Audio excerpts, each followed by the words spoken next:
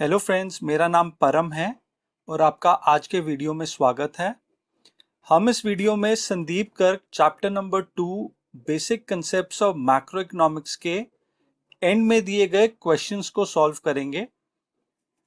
हमने इस चैप्टर के सभी सेक्शंस को वर्ड बाय वर्ड पिछले 3 वीडियोस में कवर किया है। इन तीनों वीडियोस के लिंक आपको डिस्क्रिप्शन बॉक्स से मिल जाएंगे। अगर आपको इस चैप्टर में किसी भी टॉपिक में कोई कंफ्यूजन है तो आप मेरे वीडियोस को देख सकते हैं। आई एम श्योर आपकी कंफ्यूजन इन वीडियोस को देखकर दूर हो जाएगी। तो चलिए दोस्तों, आज के वीडियो को स्टार्ट करते हैं। यहां मैं आपको एक एडवाइस देना चाहूंगा। हर चैप्टर के एंड में एक सिनोनिम्स वाला टेबल दिया गया होता है। इस टेबल को आप हमेशा स्टडी करें क्योंकि इनमें हर टर्म्स के सिमिलर नेम्स दिए गए होते हैं। एग्जाम्स में कई बार स्टूडेंट्स को कंफ्यूज करने के लिए किसी भी आइटम का दूसरा नाम दे दिया जाता है। फॉर एग्जाम्पल, इस क्वेश्चन में सीधा सीधा डेप्रिसिएशन नहीं दिया गया, बल्कि इसका दूसरा नाम यानी कि कंजम्पशन ऑफ फिक्स्ड कैपिटल दिया गया है।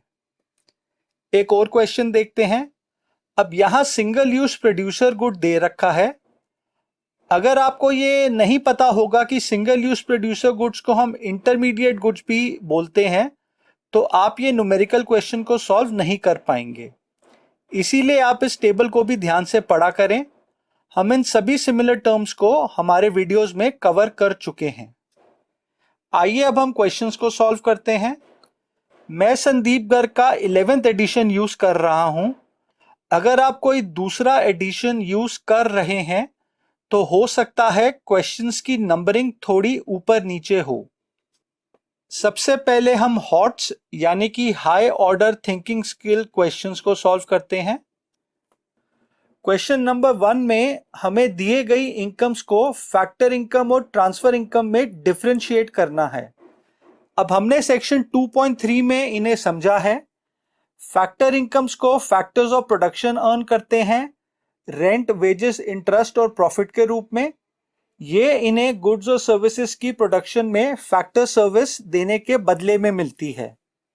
वहीं ट्रांसफर इनकम बिना कुछ काम करे मिलती है, इसीलिए इन्हें वन साइडेड या फिर अनअर्न्ड इनकम भी कहा जाता है।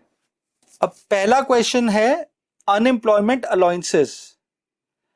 अब ये एक ट्रांसफर इनकम है क्योंकि ये अनएम्प्लॉयड लोगों को मिलती है, जिसके बदले इन्हें कोई प्रोडक्टिव सर्विस नहीं करनी होती है। अगला क्वेश्चन है salary received by Rakesh from a company. ये ऑब्वियसली एक फैक्टर इनकम है जो राकेश को सैलरी के रूप में मिलती है जब वो अपनी फैक्टर सर्विस यानी कि लेबर इस कंपनी को देता है। अगला क्वेश्चन है financial help to earthquake victims. अब यहां पे अर्थक्वेक विक्टिम्स की जगह फ्लड विक्टिम्स भी हो सकता है। दोनों ही केसेस में ये ट्रांसफर इनकम होगी क्योंकि इसके बदले इसका रिसीवर कोई प्रोडक्टिव सर्विस नहीं देता है। पॉइंट नंबर 4 है compensation received from the employer. अब यहां पे सैलरी का दूसरा नाम होता है कॉम्पनसेशन ऑफ एम्प्लॉइज। ये फैक्टर इनकम का एग्जाम्पल होगा। इस पॉइंट को हम डिटेल में चैप्टर नंबर 4 में income method of measuring national income में समझेंगे। पॉइंट नंबर 5 है claim receive from insurance company by N injured worker. अब ये भी एक ट्रांसफर इनकम होगी। अब आप ये कह सकते हैं कि यहां पे वर्कर ने इंश्योरेंस कंपनी को प्रीमियम दिया होगा जिसके बदले उसको कॉम्पनसेशन मिला है, पर प्रीमियम देने को हम प्रोडक्टिव सर्विस नहीं मानेंगे, इसीलिए ये भी एक ट्रांसफर इनकम का एग्जाम्पल होगा। पॉइंट नंबर 6 है birthday gift received from a friend.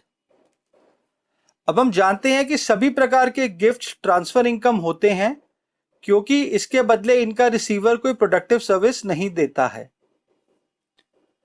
Last point है bonus received on Diwali.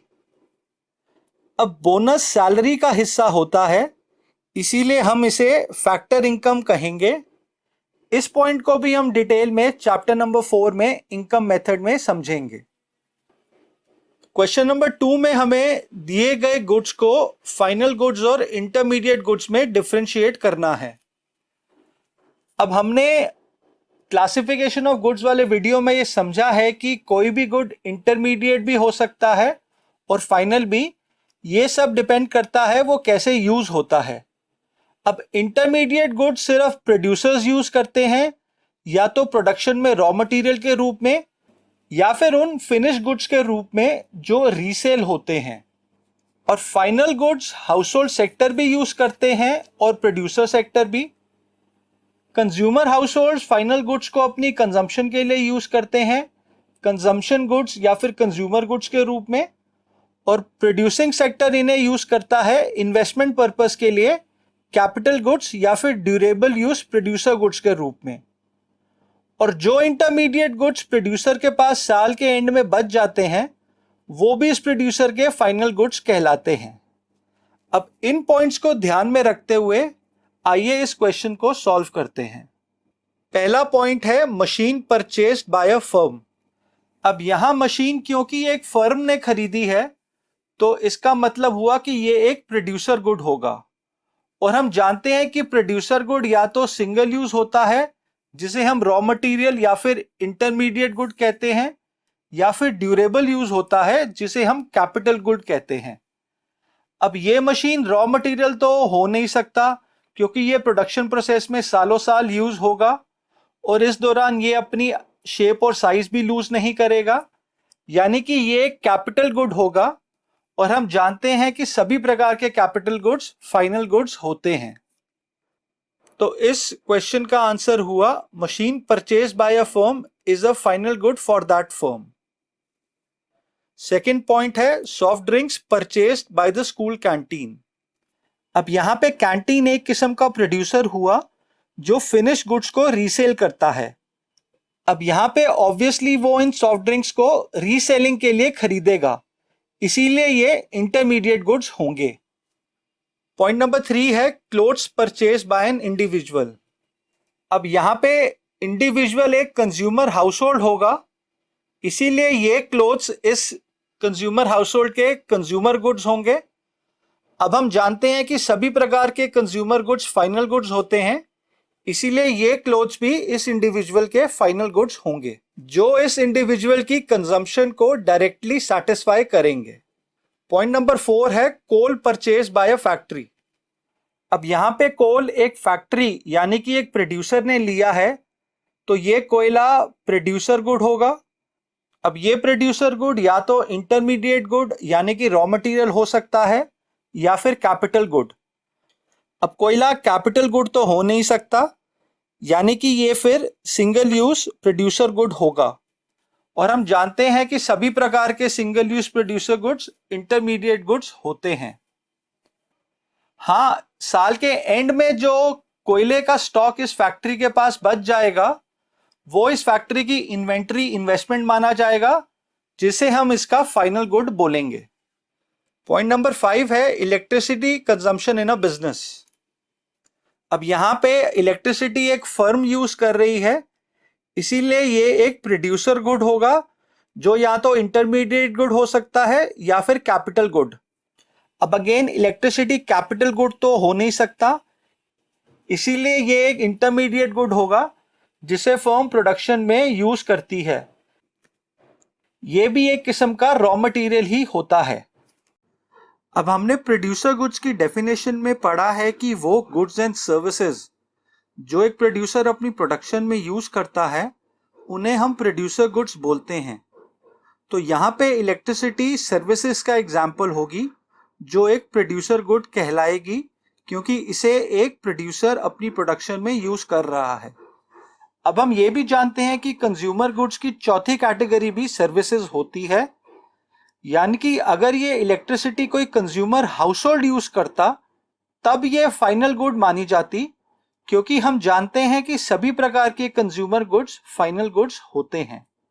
Point number 6 है books purchase by a student. अब यहाँ पे स्टूडेंट कंज्यूमर हाउस होल्ड को बिलोंग करता है, इसीलिए ये बुक्स कंज्यूमर गुड्स का एग्जाम्पल होगी जो बाय डेफिनेशन फाइनल गुड्स होते हैं। पॉइंट नंबर 7 है books purchase by a book seller. अब यहाँ पे बुक्स एक बुक सेलर खरीद रहा है जो कि एक किस्म का प्रोड्यूसर होगा जो फिनिश गुड्स को रीसेल करता है। अब यहाँ पे हम बुक्स को इंटरमीडिएट गुड्स मानेंगे क्योंकि इसे इसका बुक सेलर रीसेलिंग के लिए खरीद रहा है। पॉइंट नंबर 8 है postage stamps purchase by a consumer. अब यहाँ पे ये पोस्टेज स्टैम्प्स एक एंड कंज्यूमर खरीद रहा है, यानी कि ये स्टैम्प्स कंज्यूमर गुड का एग्जाम्पल होंगे और बाय डिफॉल्ट सभी कंज्यूमर गुड्स फाइनल गुड्स होते हैं। पॉइंट नंबर 9 है postage stamps purchase by a business unit. अब यहाँ पे ये पोस्टेज स्टैम्प्स एक बिजनेस यूनिट यानी कि एक प्रोड्यूसर यूज कर रहा है, तो अब ये पोस्टेज स्टैम्प्स कंज्यूमर गुड्स नहीं बल्कि प्रोड्यूसर गुड्स कहलाएंगे। अब हम जानते हैं कि प्रोड्यूसर गुड्स या तो सिंगल यूज प्रोड्यूसर गुड्स हो सकते हैं या फिर ड्यूरेबल यूज यानी कि कैपिटल गुड्स। अब ये पोस्टेज स्टैम्प्स कैपिटल गुड्स तो होंगे नहीं, इसीलिए ये इंटरमीडिएट गुड्स का एग्जाम्पल होंगे। पॉइंट नंबर 10 है exhaust fans used for making water coolers. अब यहाँ पे इस क्वेश्चन के दो मतलब हो सकते हैं। पहला कि ये एग्जॉस्ट फैंस वाटर कूलर के अंदर लगते हैं एक पार्ट के रूप में, तो तब ये इंटरमीडिएट गुड्स कहलाएंगे क्योंकि यहाँ पे ये रॉ मटेरियल के रूप में यूज हो रहे हैं फिनिश्ड गुड यानी कि वाटर कूलर के प्रोडक्शन में। अब इस क्वेश्चन का दूसरा मतलब ये हो सकता है कि ये एग्जॉस्ट फैंस फैक्ट्री में लगे हुए हैं और वाटर कूलर की प्रोडक्शन में काम में आते हैं। इस केस में ये एग्जॉस्ट फैंस कैपिटल गुड्स कहलाएंगे क्योंकि हम जानते हैं कि कैपिटल गुड्स दूसरे गुड्स की प्रोडक्शन में यूज होते हैं बिना अपनी आइडेंटिटी खोए। पॉइंट नंबर 11 है seeds purchased by a farmer to produce wheat. अब यहाँ पे फार्मर एक किस्म का प्रोड्यूसर है जो सीड्स को व्हीट की प्रोडक्शन में रॉ मटेरियल के रूप में यूज करेगा, यानी कि ये सीड्स इंटरमीडिएट गुड्स का एग्जाम्पल होंगे। पॉइंट नंबर 12 है seeds purchased for kitchen gardening. अब यहाँ पे सीड्स किचन गार्डनिंग के लिए खरीदे जा रहे हैं और किचन गार्डनिंग एक किस्म की हॉबी होती है जो कंज्यूमर हाउसहोल्ड्स अपने घरों में करते हैं।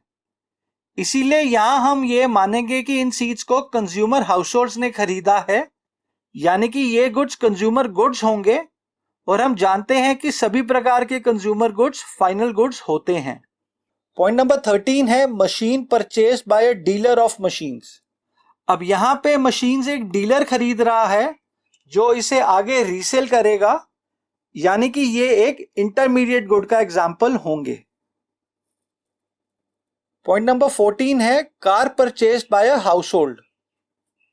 अब यहां पे कार एक कंज्यूमर हाउसहोल्ड खरीद रहा है, इसीलिए ये कार एक कंज्यूमर गुड होगी और हम जानते हैं कि सभी प्रकार के कंज्यूमर गुड्स फाइनल गुड्स होते हैं।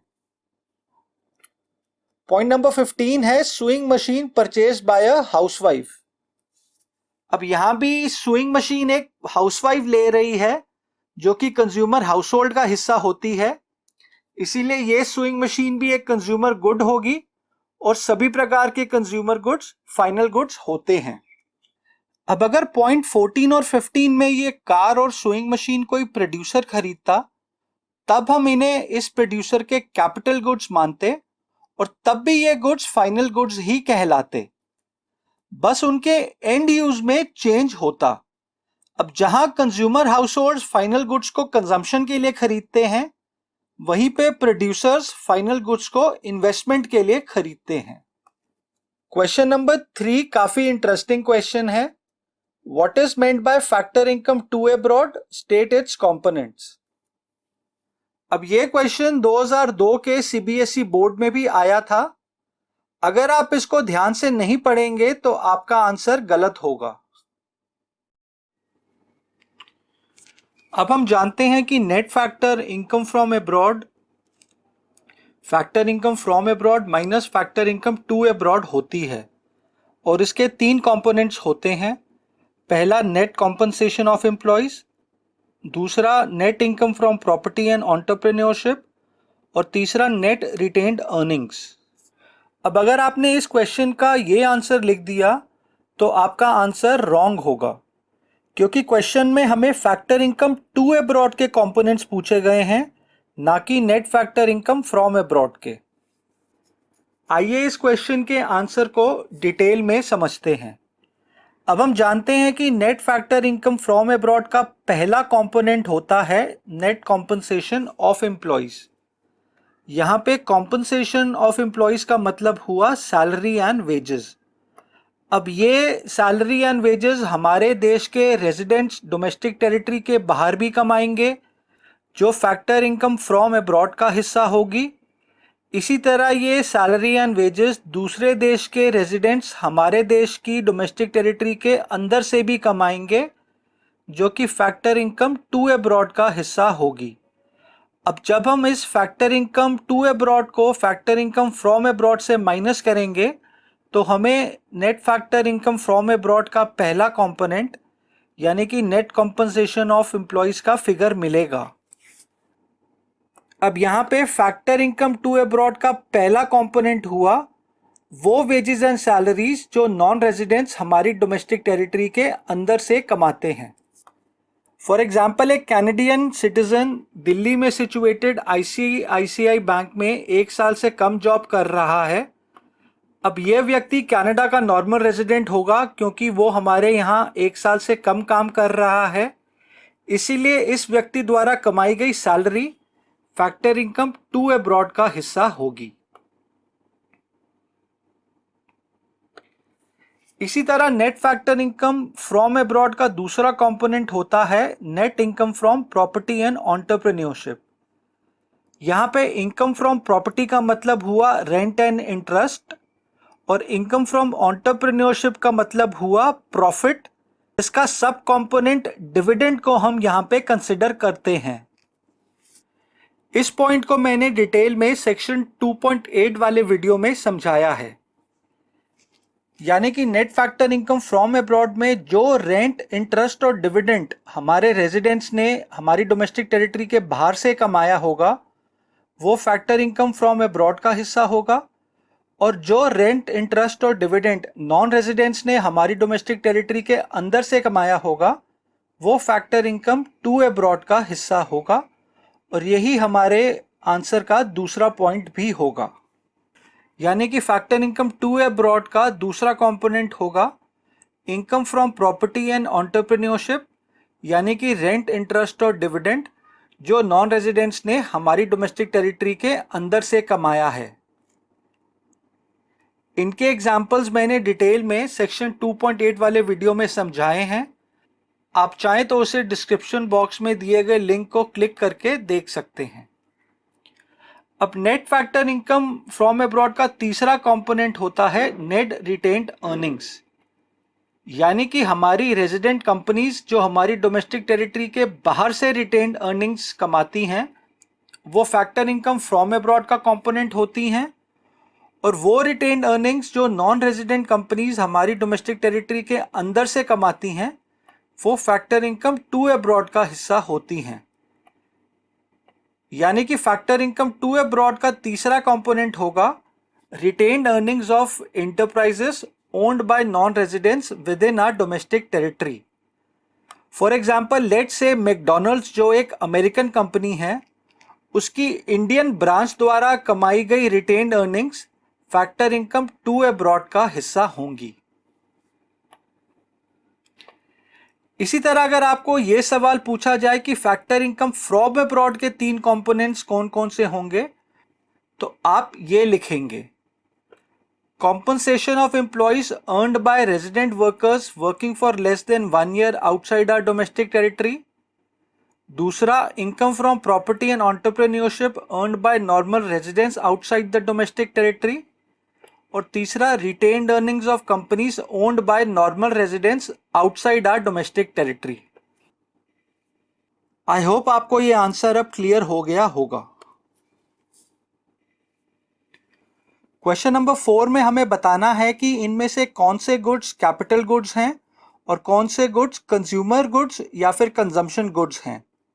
अब हमने क्लासिफिकेशन ऑफ गुड्स वाले वीडियो में ये पढ़ा है कि कैपिटल गुड्स प्रोड्यूसर गुड्स होते हैं जो प्रोडक्शन में सालों साल यूज़ किए जाते हैं बिना अपनी आइडेंटिटी खोए, और consumer goods and consumer use करता है अपने नीड्स को सेटिस्फाई करने के लिए। यानी कि अगर एक गुड को प्रोड्यूसर यूज़ करता है तो वो कैपिटल गुड होगा, और अगर उसे कोई कंज्यूमर यूज करता है तो वो कंज्यूमर गुड होगा। अब पहला पॉइंट है car used as a taxi. अब यहाँ ऑब्वियसली इसे एक प्रोड्यूसर यानी कि एक टैक्सी ड्राइवर यूज करेगा ट्रांसपोर्टेशन की सर्विस देने के लिए, इसीलिए ये एक कैपिटल गुड होगा। हाँ, अगर इसे कोई कंज्यूमर हाउस होल्ड यूज करता तो फिर ये कंज्यूमर गुड कहलाता। पॉइंट नंबर 2 है रेफ्रिजरेटर इन अ होटल। अगेन यहाँ पे रेफ्रिजरेटर एक होटल यानी कि एक प्रोड्यूसर यूज कर रहा है जो हॉस्पिटैलिटी सर्विसेज बेचता है, तो ये भी एक कैपिटल गुड होगा। हाँ, अगर इसे कोई कंज्यूमर यूज करता तो फिर ये कंज्यूमर गुड कहलाता। पॉइंट नंबर 3 है air conditioner in a house. अब यहाँ पे ये एयर कंडीशनर एक कंज्यूमर हाउस होल्ड में लगा है जो इसका एंड यूज करेगा, तो ये एक कंज्यूमर गुड का एग्जाम्पल होगा। याद रखिए, कंज्यूमर और कैपिटल गुड्स दोनों ही फाइनल गुड्स के एग्जाम्पल्स होते हैं और दोनों ही डोमेस्टिक और नेशनल इनकम में इंक्लूड किए जाते हैं। क्वेश्चन नंबर 5 में हमें बताना है कि इनमें से कौन से गुड्स इंटरमीडिएट हैं और कौन से फाइनल। आंसर के साथ हमें इसका रीजन भी देना है। अब पहला पॉइंट है milk purchase by a tea stall. अब यहाँ पे टी स्टॉल एक किस्म का प्रोड्यूसर है जो इस मिल्क को चाय बनाने के लिए खरीद रहा है, यानी कि ये मिल्क एक इंटरमीडिएट गुड होगा जो रॉ मटेरियल के रूप में इस टी स्टॉल ओनर की प्रोडक्शन में यूज होगा। पॉइंट नंबर बी है बस परचेज बाय अ स्कूल। अब यहाँ स्कूल भी एक किस्म का प्रोड्यूसर है जो एजुकेशनल सर्विसेज देता है, इसीलिए ये बस इस स्कूल का प्रोड्यूसर गुड होगी। अब हम जानते हैं कि प्रोड्यूसर गुड्स या तो इंटरमीडिएट गुड्स होते हैं या फिर कैपिटल गुड्स। अब ये बस इंटरमीडिएट गुड तो हो नहीं सकती क्योंकि स्कूल इसे एजुकेशनल सर्विसेज को देने के लिए रॉ मटेरियल के रूप में तो यूज करेगा नहीं और ना ही वो इसको रीसेल के लिए खरीद रहा है, इसीलिए ये बस इस स्कूल का कैपिटल गुड होगी जो सालों साल यूज में आएगी। और हम जानते हैं कि कैपिटल गुड्स फाइनल गुड्स होते हैं। पॉइंट नंबर सी है juice purchase by a student from the school canteen. अब यहाँ पे स्टूडेंट कंज्यूमर हाउस होल्ड का हिस्सा है, यानी कि उसके द्वारा परचेस्ड कोई भी आइटम कंज्यूमर गुड यानी कि फाइनल गुड होगी जिसे वो अपनी कंजम्पशन के लिए खरीदेगा, इसीलिए इस जूस को हम फाइनल गुड कहेंगे। चलिए अब नेक्स्ट कैटेगरी की तरफ बढ़ते हैं जो कि है फिल इन द ब्लैंक्स। ऐसे क्वेश्चंस एग्जाम में नॉर्मली 1 नंबर के आते हैं। अब पहला क्वेश्चन है normal resident of a country refers to an dash और an dash who ordinarily resides in the country and whose center of economic interest also lies in that country।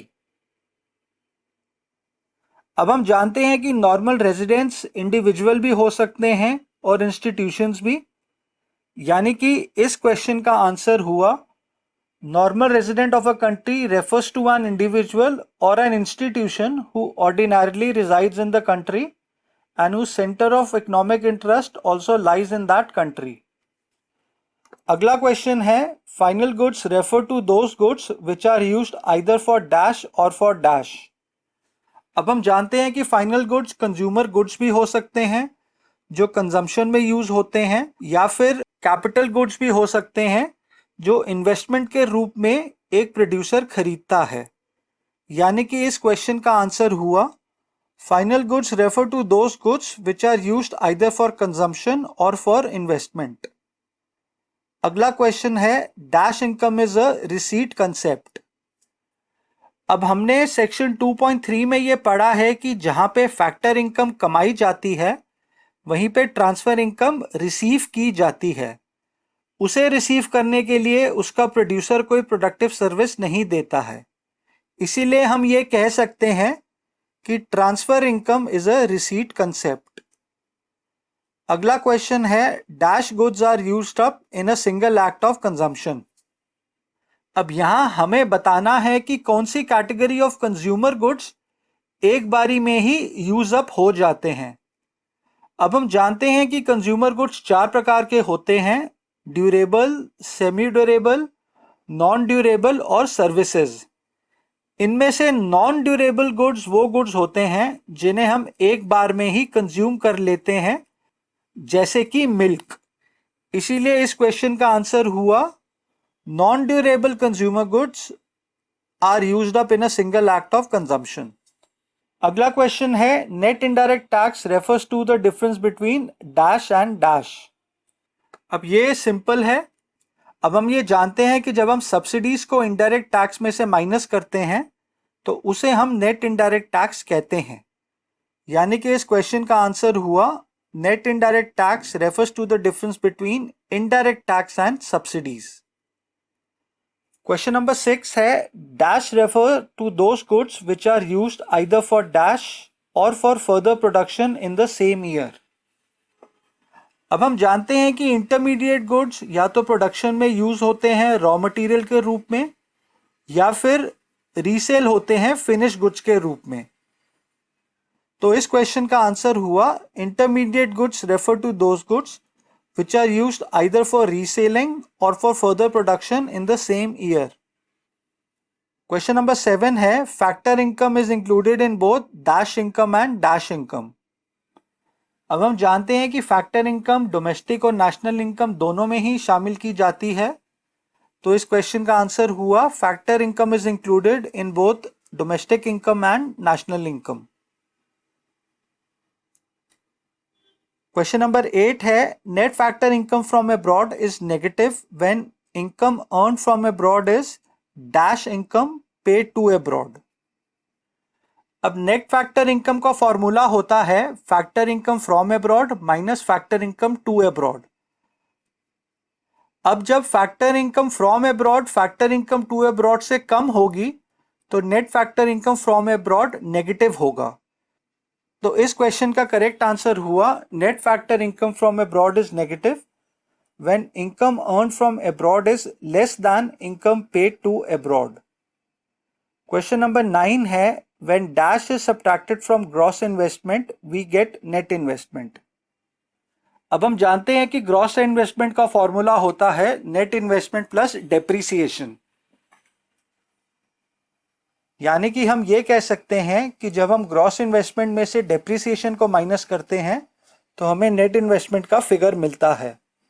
तो इस question का आंसर हुआ when depreciation is subtracted from gross investment we get net investment. Question number 10 है, consumption goods have dash demand while capital goods have dash demand. अब हम जानते हैं कि कैपिटल गुड्स कंज्यूमर गुड्स की प्रोडक्शन में सालों साल यूज होते हैं। यानी कि जहां पे कंज्यूमर गुड्स की डिमांड डायरेक्ट होती है वहीं पे कैपिटल गुड्स की डिमांड कंज्यूमर गुड्स पे डिपेंड करती है। यानी कि कैपिटल गुड्स की डिमांड डिराइव्ड डिमांड होती है। तो इस क्वेश्चन का आंसर हुआ consumption goods have direct demand while capital goods have derived demand. Question number 11 है, milk purchased bye households is a dash good while milk purchased by a sweet shop is N dash good. अब जब इस milk को एक consumer household खरीदता है तो ये गुड कंज्यूमर गुड कहलाता है, और जब इसे एक स्वीट शॉप यानी कि एक प्रोड्यूसर खरीदता है तो ये प्रोड्यूसर गुड कहलाता है। अब यहाँ पे हम ये लिख सकते हैं milk purchased bye households is a consumer good while milk purchased by a sweet shop is a producer good. पर यहाँ अगर आप ध्यान दें तो हमें दूसरे ब्लैंक से पहले एन दिया गया है, यानी कि इस ब्लैंक का आंसर किसी वॉवल यानी कि ए ई आई ओ यू से स्टार्ट होगा। अब हम जानते हैं कि सभी प्रकार के कंज्यूमर गुड्स तो फाइनल गुड्स होते हैं और प्रोड्यूसर गुड्स या तो सिंगल यूज प्रोड्यूसर गुड्स होते हैं या फिर ड्यूरेबल यूज प्रोड्यूसर गुड्स जिन्हें हम कैपिटल गुड्स भी कहते हैं। अब ये मिल्क इस प्रोड्यूसर का कैपिटल गुड तो हो नहीं सकता, यानी कि ये मिल्क इस प्रोड्यूसर का इंटरमीडिएट गुड होगा जो वोवल आई से स्टार्ट होता है। तो इस क्वेश्चन का करेक्ट आंसर हुआ Milk purchased by households is a final good, while milk purchased by a sweet shop is an intermediate good. Question number 12 है intermediate goods are still within the dash boundary. अब हम जानते हैं कि intermediate goods तब तक final goods नहीं बनते हैं जब तक उनमें वैल्यू एडिशन होती रहती है, और जब तक उनमें वैल्यू एडिशन होती रहती है वो प्रोडक्शन बाउंड्री के अंदर रहते हैं, और जब उनमें वैल्यू एडिशन होना बंद हो जाती है तो वो प्रोडक्शन बाउंड्री के बाहर आ जाते हैं। यानी कि इस क्वेश्चन का करेक्ट आंसर हुआ intermediate goods are still within the production boundary. Question number 13 है factor income is received by dash. अब ये सिंपल है, factor incomes factors of production earn करते हैं रेंट, वेजेस, इंटरेस्ट और प्रॉफिट के रूप में। तो इस क्वेश्चन का आंसर हुआ factor income is received by factors of production. Last question है national income includes only dash goods. अब हम जानते हैं कि नेशनल और डोमेस्टिक इनकम दोनों में ही हम सिर्फ फाइनल गुड्स को इंक्लूड करते हैं। इनके अंदर हम इंटरमीडिएट गुड्स को इंक्लूड नहीं करते हैं क्योंकि इनकी वैल्यू ऑलरेडी फाइनल गुड में शामिल होती है। यानी कि इस क्वेश्चन का करेक्ट आंसर हुआ national income includes only final goods. चलिए नेक्स्ट सेक्शन के क्वेश्चंस को देखते हैं जो कि ट्रू और फॉल्स क्वेश्चंस हैं। ये भी नॉर्मली 1 नंबर के आते हैं। यहां आपको ये भी बताना होता है कि क्यों ये क्वेश्चन ट्रू है या फॉल्स है। अगर आप इसका रीजन नहीं लिखते हैं तो आपको इसके नंबर नहीं मिलेंगे। क्वेश्चन नंबर 1 है intermediate goods have a derived demand while final goods have direct demand. अब हमें यह बताना है कि यह स्टेटमेंट ट्रू है या फॉल्स है और इसका रीजन भी देना है। अब ये इंटरेस्टिंग क्वेश्चन है और मेरा आंसर बुक में दिए गए आंसर से थोड़ा डिफरेंट है। इस क्वेश्चन का आंसर होना चाहिए फॉल्स। अब आप सोचिए मैंने ऐसा क्यों कहा है, तो चलिए मैं इसका आंसर आपको बता देता हूं। अब इस क्वेश्चन की पहली स्टेटमेंट तो करेक्ट है कि इंटरमीडिएट गुड्स जैसे कि रॉ मटेरियल की डिराइव डिमांड होती है जो उससे बने फाइनल गुड्स की डिमांड पे डिपेंड करती है। पर इस क्वेश्चन की दूसरी स्टेटमेंट कि सभी फाइनल गुड्स की डायरेक्ट डिमांड होती है गलत है, क्योंकि हम जानते हैं कि फाइनल गुड्स कंज्यूमर गुड्स भी होते हैं और कैपिटल गुड्स भी, और कैपिटल गुड्स की डिमांड डिराइव डिमांड होती है ना कि डायरेक्ट। आप इस क्वेश्चन को अपने क्लास टीचर से भी एक बार डिस्कस करें और मुझे कमेंट सेक्शन में लिख के बताएं कि उन्होंने इसका आपको क्या आंसर दिया है। अब क्वेश्चन नंबर 2 है bread is always a consumer good. अब ये भी फॉल्स स्टेटमेंट है क्योंकि कोई भी गुड कंज्यूमर होगा या प्रोड्यूसर, ये इस बात पे डिपेंड करता है कि उसका यूज़ क्या हो रहा है, ना कि वो गुड कौन सा है। अब अगर ब्रेड को कोई कंज्यूमर हाउस होल्ड खरीदेगा तो वो कंज्यूमर गुड होगा, पर अगर उसे कोई प्रोड्यूसर जैसे कि कोई शॉपकीपर रीसेलिंग के लिए खरीदता है या फिर उसे कोई रेस्टोरेंट अपने यहाँ प्रोडक्शन में रॉ मटेरियल के रूप में खरीदता है तो फिर ये इंटरमीडिएट गुड कहलाएगा। क्वेश्चन नंबर 3 है gross investment can be equal to net investment. अब हम जानते हैं कि gross investment is equal to net investment plus depreciation. तो जब डेप्रिसिएशन 0 होगा तब ग्रॉस इन्वेस्टमेंट नेट इन्वेस्टमेंट के इक्वल होगी। अब ये हाइपोथेटिकली तो पॉसिबल है पर ये एक्चुअली नहीं होता है क्योंकि डेप्रिसिएशन कभी भी 0 नहीं होती है। पॉइंट नंबर 4 है market price is always more than factor cost. ये स्टेटमेंट भी फॉल्स है। अब हम जानते हैं कि market price is equal to factor cost plus net indirect tax, जहां पे net indirect tax is equal to indirect tax minus subsidies. अब अगर नेट इनडायरेक्ट टैक्स पॉजिटिव होगा यानी कि इनडायरेक्ट टैक्स सब्सिडीज से ज़्यादा होगा तो मार्केट प्राइस फैक्टर कॉस्ट से ज़्यादा होगा। पर अगर नेट इनडायरेक्ट टैक्स नेगेटिव होगा, यानी कि इनडायरेक्ट टैक्स सब्सिडी से कम होगा, तो मार्केट प्राइस फैक्टर कॉस्ट से कम होगा।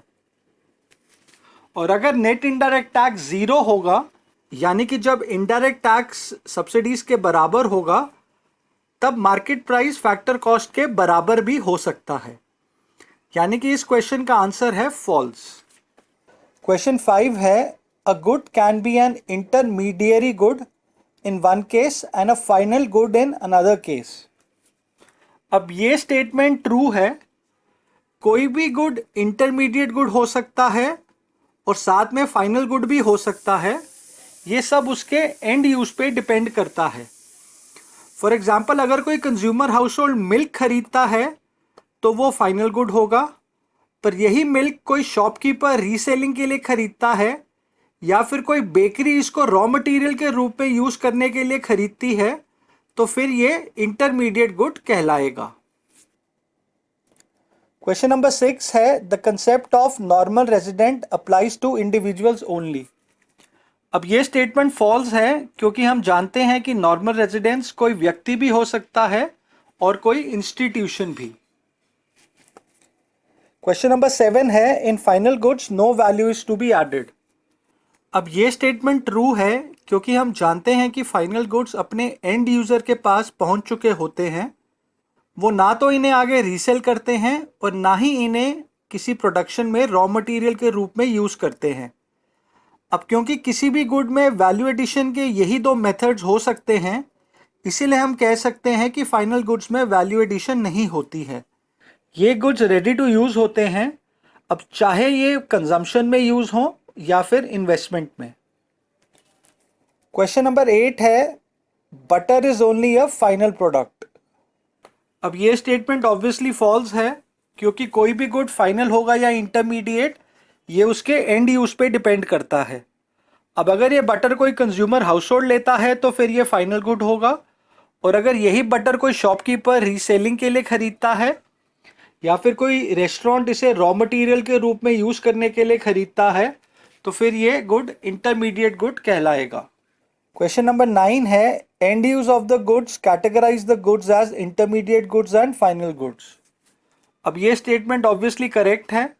हमने अभी बटर वाले एग्जाम्पल में ये पॉइंट समझा है कि कोई भी गुड फाइनल होगा या इंटरमीडिएट, ये उसके एंड यूज पे डिपेंड करेगा।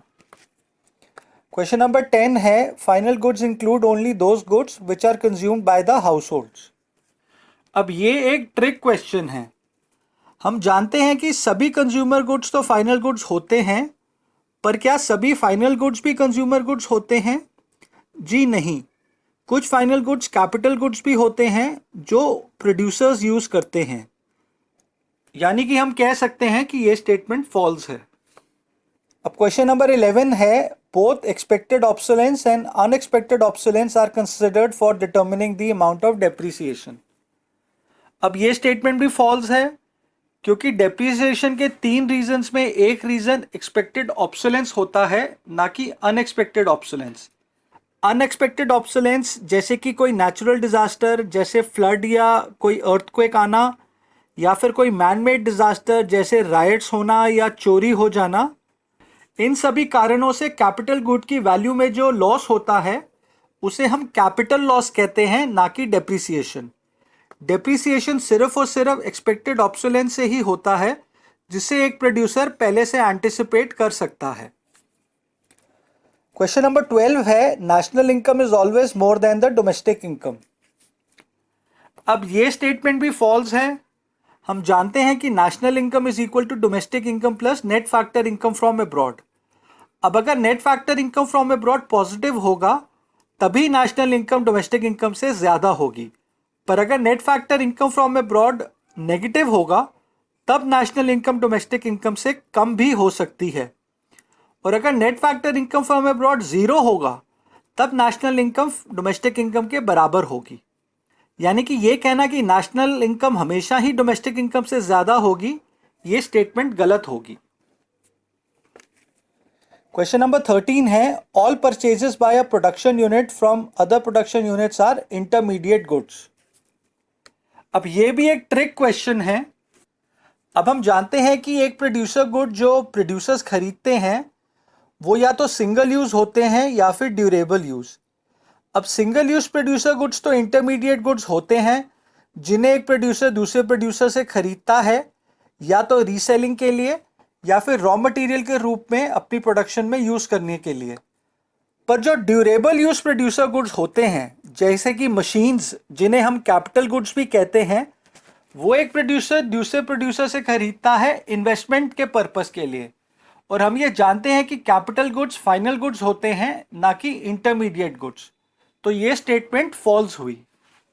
ये पॉइंट हमने डिटेल में प्रोडक्शन बाउंड्री के सेक्शन में समझा था, जहां हमने पढ़ा था कि प्रोडक्शन बाउंड्री के अंदर फाइनल गुड्स भी होते हैं और इंटरमीडिएट गुड्स भी। ये दोनों गुड्स एक प्रोड्यूसर दूसरे प्रोड्यूसर से खरीदता है। अगली कैटेगरी है मैचिंग टाइप क्वेश्चंस की। ये भी 1 नंबर के होते हैं। यहाँ या तो आपको एक कॉलम का डाटा दूसरे कॉलम से मैच करना होता है या आपको दिए गए ऑप्शंस में से करेक्ट पेयर को चूज करना होता है। पहले क्वेश्चन में हमें करेक्ट पेयर को चूज करना है। अब हम जानते हैं कि फाइनल गुड्स रीसेल नहीं होते हैं, इसीलिए ये ऑप्शन गलत है। ऑप्शन बी करेक्ट है क्योंकि कैपिटल गुड्स दूसरे गुड्स की प्रोडक्शन में हेल्प करते हैं। But to be Dabali sure हम बाकी ऑप्शंस को भी देख लेते हैं। ऑप्शन सी भी गलत है क्योंकि इंटरमीडिएट गुड्स कंजम्पशन में नहीं बल्कि प्रोडक्शन में यूज होते हैं। ऑप्शन डी भी करेक्ट ऑप्शन है क्योंकि कंजम्पशन गुड्स कंज्यूमर की वांट्स को डायरेक्टली सेटिस्फाई करते हैं। यानी कि इस क्वेश्चन के आंसर्स हैं ऑप्शन बी और ऑप्शन डी। क्वेश्चन नंबर 2 में भी हमें करेक्ट ऑप्शन चूज करनी है। ऑप्शन ए गलत है क्योंकि हम जानते हैं कि net indirect tax is equal to indirect tax minus subsidies, ना कि subsidies minus indirect tax. Option B भी गलत है क्योंकि स्कॉलरशिप ट्रांसफर इनकम का एग्जाम्पल है ना कि फैक्टर इनकम का। ऑप्शन सी भी गलत है क्योंकि प्रॉफिट फैक्टर इनकम का एग्जाम्पल है ना कि ट्रांसफर इनकम का। ऑप्शन डी करेक्ट है क्योंकि डेप्रिसिएशन का दूसरा नाम कंजम्पशन ऑफ फिक्स कैपिटल होता है। क्वेश्चन नंबर 3 में हमें कॉलम ए में दी गई आइटम का करेक्ट मैच कॉलम बी से ढूंढना है। अब हम जानते हैं कि इंटरमीडिएट गुड एक प्रोड्यूसर गुड होता है ना कि कंज्यूमर गुड। यानी कि कॉलम बी में दी गई option B paper purchased by consumer गलत है, इसीलिए इसका करेक्ट आंसर होगा ऑप्शन ए। यहाँ पे पब्लिशर एक किस्म का प्रोड्यूसर होगा जो इस पेपर को अपने बुक्स की प्रोडक्शन में रॉ मटेरियल के रूप में यूज करेगा। क्वेश्चन नंबर 4 में भी हमें कॉलम ए को कॉलम बी से मैच करना है, तो यहाँ भी सीधा सीधा मैच होगा। कंजम्पशन गुड का मैच होगा ड्यूरेबल गुड, क्योंकि हम जानते हैं कि कंजम्पशन गुड ड्यूरेबल गुड्स भी होते हैं, सेमी ड्यूरेबल गुड्स भी होते हैं, नॉन ड्यूरेबल गुड्स भी होते हैं। और कैपिटल गुड का मैच होगा प्रोड्यूसर गुड्स, क्योंकि हम जानते हैं कि सभी प्रकार के कैपिटल गुड्स प्रोड्यूसर गुड्स होते हैं। क्वेश्चन नंबर 5 में भी हमें एक कॉलम को दूसरे कॉलम से मैच करना है। अब फैक्टर इनकम का करेक्ट मैच है ऑप्शन बी। अब फैक्टर इनकम का करेक्ट मैच है option B, received by factors of production. Intermediate goods का करेक्ट मैच होगा option D, goods within the production boundary. Depreciation का करेक्ट मैच है option A, consumption of fixed capital. Indirect tax का correct match है option F, goods and services tax यानी कि GST. Transfer income का correct match होगा option सी, scholarship.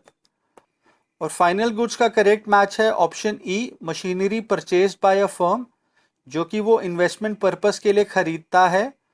और हम जानते हैं कि फाइनल गुड्स या तो कंजम्पशन या फिर इन्वेस्टमेंट के लिए खरीदे जाते हैं।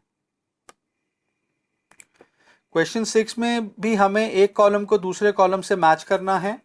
कंजम्पशन गुड्स का सही मैच होगा option C, semi durable goods. NFIA का सही मैच होगा option E, difference between national income and domestic income, क्योंकि हम जानते हैं national income is equal to domestic income plus NFIA। Gross investment का सही मैच है option B, net investment plus depreciation. ये फॉर्मूला हम ऑलरेडी सेक्शन नंबर 2.6 के वीडियो में कवर कर चुके हैं।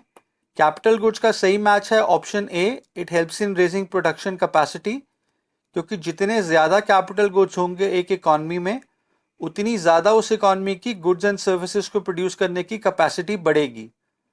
और लास्ट में सब्सिडीज का करेक्ट मैच है ऑप्शन डी, इकोनॉमिक असिस्टेंस, जो इसका दूसरा नाम भी है। चलिए दोस्तों, अब अगले सेक्शन को भी सॉल्व करते हैं, जो कि है एमसीक्यू यानी कि मल्टीपल चॉइस क्वेश्चंस, या फिर एमआरक्यू यानी कि मल्टीपल रिस्पॉन्स क्वेश्चंस। यहाँ दिए गए 4 ऑप्शंस में से एक या उससे ज़्यादा ऑप्शंस करेक्ट हो सकती हैं। अब पहला क्वेश्चन है, which of the following are covered under the domestic territory of India. यानी कि हमें ये बताना है कि दिए गए ऑप्शंस में से कौन सी ऑप्शंस डोमेस्टिक टेरिटरी में इंक्लूड होती हैं। अब हम जानते हैं कि किसी भी देश की डोमेस्टिक टेरिटरी में उस कंट्री की पॉलिटिकल बाउंड्री के अंदर के इलाके के अलावा और भी चीज़ें उसकी डोमेस्टिक टेरिटरी में इंक्लूड होती हैं जो उस कंट्री की पॉलिटिकल बाउंड्रीज के बाहर होती हैं। फॉर एग्जाम्पल, उस कंट्री की एम्बेसीज और मिलिट्री एस्टैब्लिशमेंट्स, उस कंट्री के रेजिडेंट्स के द्वारा operated aeroplanes, ships, oil rigs, fishing boats etcetera. आइए इस नॉलेज को ध्यान में रख के इस क्वेश्चन को आंसर करते हैं। अब पहला ऑप्शन है स्टेट बैंक ऑफ इंडिया का ऑफिस जो लंदन में है। अब लंदन तो हमारी पॉलिटिकल बाउंड्री के अंदर नहीं आता है, यानी कि ये ऑप्शन गलत है। दूसरा ऑप्शन है गूगल ऑफिस इन इंडिया, ये करेक्ट ऑप्शन है क्योंकि ये हमारी पॉलिटिकल बाउंड्री के अंदर आता है। ऑप्शन सी है office of Tata Motors in Australia, ये भी गलत ऑप्शन है क्योंकि टाटा मोटर्स का ऑफिस ऑस्ट्रेलिया में है जो हमारी पॉलिटिकल बाउंड्रीज के बाहर है। चौथा ऑप्शन है इंडियन एम्बेसी इन जापान। अब जापान भी हमारी पॉलिटिकल बाउंड्री के अंदर नहीं आता, तो इस लॉजिक से इंडियन एम्बेसी भी हमारी डोमेस्टिक टेरिटरी का हिस्सा नहीं होनी चाहिए। पर हम ये जानते हैं कि किसी भी देश की एम्बेसीज उसकी डोमेस्टिक टेरिटरी का हिस्सा होती हैं, यानी कि इस क्वेश्चन का सही आंसर्स हैं ऑप्शन बी और ऑप्शन डी। क्वेश्चन नंबर 2 है, which one of the following is an intermediate product. यानी कि हमें यह बताना है कि दी गई ऑप्शंस में से कौन सी ऑप्शन इंटरमीडिएट गुड्स हैं। अब हम जानते हैं कि इंटरमीडिएट गुड्स एक प्रोड्यूसर गुड्स होते हैं जो कि या तो रॉ मटेरियल के फॉर्म में यूज़ करने के लिए खरीदे जाते हैं या फिर फिनिश गुड्स के रूप में आगे रीसेल होते हैं। पर हर प्रोड्यूसर गुड इंटरमीडिएट गुड नहीं होता है, कुछ प्रोड्यूसर गुड्स कैपिटल गुड्स भी होते हैं। अब यहाँ ऑप्शन नंबर ए है purchase of milk bye a dairy shop. अब डेयरी शॉप एक किस्म का प्रोड्यूसर है जो कि मिल्क आगे रीसेलिंग के लिए खरीदेगा, यानी कि यहाँ मिल्क एक इंटरमीडिएट गुड होगा, तो ऑप्शन ए करेक्ट ऑप्शन है। पर यहाँ हम बाकी ऑप्शंस को भी देखेंगे क्योंकि हो सकता है एक से ज़्यादा ऑप्शन भी करेक्ट हो। ऑप्शन बी है machine purchase by a firm. अब यहाँ फर्म एक प्रोड्यूसर है, पर वो यहाँ पे मशीन इन्वेस्टमेंट के लिए खरीद रहा है, ना कि रीसेलिंग के लिए। तो यहाँ पे मशीन कैपिटल गुड्स का एग्जाम्पल होगा, ना कि इंटरमीडिएट गुड्स का।